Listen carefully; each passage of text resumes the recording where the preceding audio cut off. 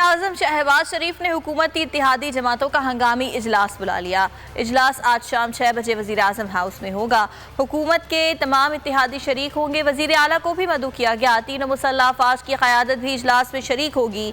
इजलास में मुल्क की मौजूदा सूरत हाल पर गौर किया जाएगा। मौजूदा सूरत हाल से निमटने के लिए अहम फैसले भी किए जाएंगे। आज़म शहबाज शरीफ ने हुकूमती इत्तेहादी जमातों का हंगामी इजलास बुला लिया। इजलास आज शाम 6 बजे वज़ीर आज़म हाउस में होगा।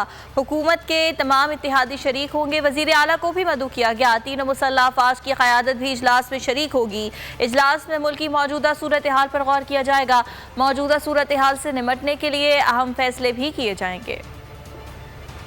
मैं हूँ जैस्मीन मंजूर और आप मुझे देखेंगे सिर्फ बोल पर।